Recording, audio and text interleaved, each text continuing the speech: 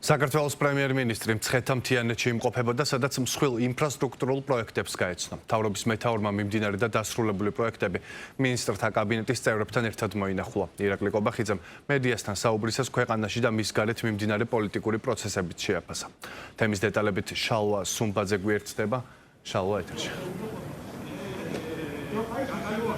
სხვადასხვა მასშტაბის ინფრასტრუქტურული პროექტები, როგორც მიმდინარე, ასევე დასრულებული პრემიერ-მინისტრმა მცხეთა-მთიანეთში მოინახულა. ერთ-ერთი გაჩერება იყო ქვეშეთი-კობის გზის ის მონაკვეთი, რომელზეც ახლა ხიდის მშენებლობა მიმდინარეობს. ასევე მან მოინახულა ყველა ის ინფრასტრუქტურული პროექტი, რომელსაც მოიცავს ქვეშეთი-კობის დამაკავშირებელი ახალი მაგისტრალის მშენებლობა. საუბარია გზაზე, რომელმაც დაახლოებით 45 წუთით უნდა შეამციროს თბილისიდან სტეფანწმინდისკენ გადაადგილება, ხოლო გუდაურისკენ გადაადგილება დაახლოებით 9 საათით უნდა შეამციროს.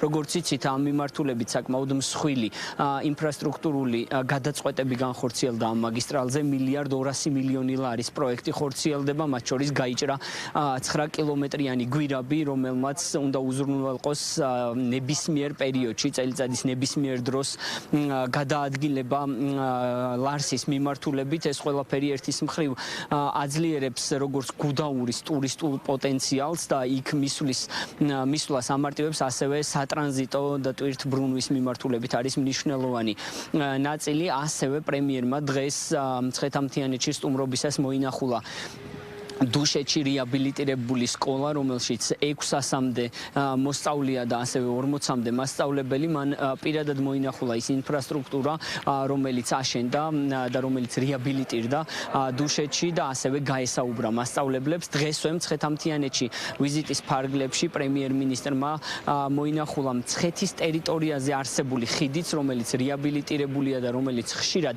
აფერხებს ხოლმე აღმოსავლეთიდან დასავლეთით მიმავალ ავტომობილებს. ამ მიმართულებითაც ითქვა, რომ უკვე დაწყებულია მუშაობა, აშენებულია ხიდის ბურჯების ნაწილი და იქიდან გამომდინარე, რომ ეს ხიდი არის უკვე ამორტიზებული, ახალი ხიდი აშენდება ამ მონაკვეთზე, რათა გადაადგილება უფრო პრაქტიკული და უფრო მარტივი გახდეს. დავათვალიერეთ ქვეშეთი-კობის საავტომობილო გზის სამშენებლო სამუშაოები. თქვენ მოგახსენებათ, რომ ეს არის ერთ-ერთი ყველაზე რთული მონაკვეთი, 23 კილომეტრიანი მონაკვეთი, სადაც გაიჭრა 9 კილომეტრიანი გვირაბი, უნიკალური გვირაბი, ასევე 2 უნიკალური ხიდი შენდება და ეს სამუშაოები დავათვალიერეთ ადგილზე. დაახლოებით წელიწადნახევარში უკვე ეს გზა მთლიანად იქნება აშენებული და შესაბამისად გამარტივდება გადაადგილება სტეფანწმინდის მიმართულებით, ყაზბეგის მუნიციპალიტეტის მიმართულებით. ქვეშეთი-კობის 23 კილომეტრიანი მაგისტრალის მშენებლობა აქტიურ ფაზაში არის.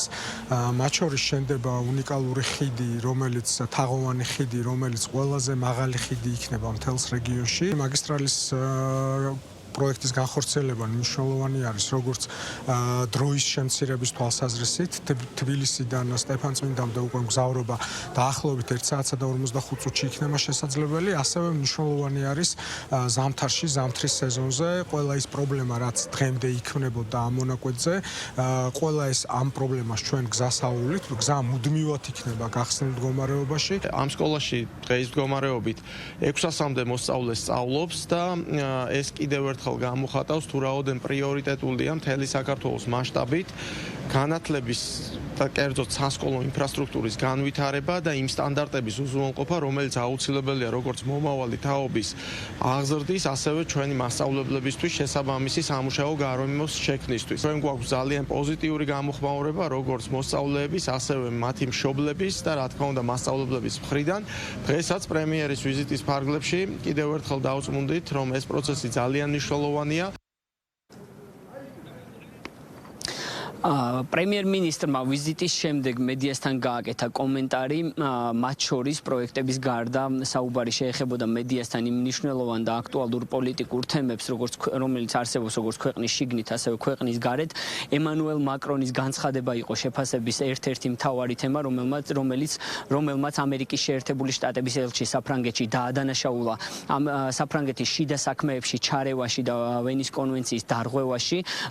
როგორც იცით, ამერიკის შეერთებული შტატების ელჩმა ანტისემიტიზმის წინააღმდეგ არასაკმარისი ბრძოლის წინააღმდეგ არასაკმარისი ზომების მიღებაში დაადანაშაულა ემანუელ მაკრონი. თავის მხრივ ემანუელ მაკრონმა ეს შიდა პოლიტიკაში ჩარევა დააღიქვა.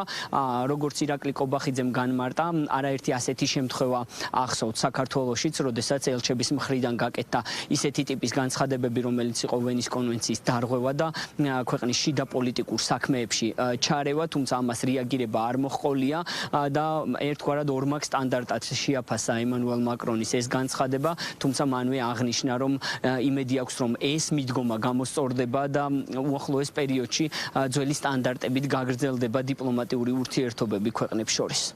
ჩვენ ამდენი წლის განმავლობაში საუბრობდით იმაზე, რომ ელჩები, მათ შორის ევროპელი ელჩები, სისტემატურად არღვევდნენ ვენის კონვენციას, საერთაშორისო სამართლის წესებს და უხეშად იჭრებოდნენ ქართულ პოლიტიკაში და ეს ჩარევები ყველასათვის იყო აბსოლუტურად ცხადი, ხო?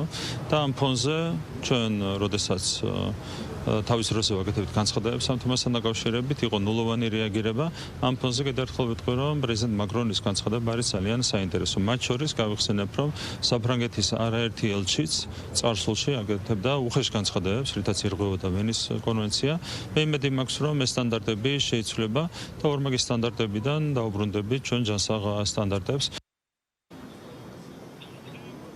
პრემიერმა მედიასთან გაკეთებული კომენტარისას ასევე ისაუბრა არჩევნებზე, რომელიც 4 ოქტომბერს უნდა გაიმართოს. მან კიდევ ერთხელ აღნიშნა, რომ მმართველი გუნდი დამაჯერებლად გაიმარჯვებს და დაგეგმილი დესტრუქციული ქმედებები 4 ოქტომბრის არჩევნების პარალელურად წარიმართება მშვიდ რეჟიმში. მან თქვა, რომ ქვეყანაში არის დემოკრატია, შესაბამისად ყველას აქვს გამოხატვის თავისუფლება, თუმცა აქვე ირაკლი კობახიძემ აღნიშნა, რომ სამართალდამცავი უწყებები არც ერთ ადამიანს, არც ერთ პოლიტიკურ პარტიას არ აპატიებენ ქვეყანაში არეულობის მცდელობას და თუ კი ვინმე 4 ოქტომბერს დაარღვევს კანონს, ის კანონის სრული სიმკაცრით დაიშჩება.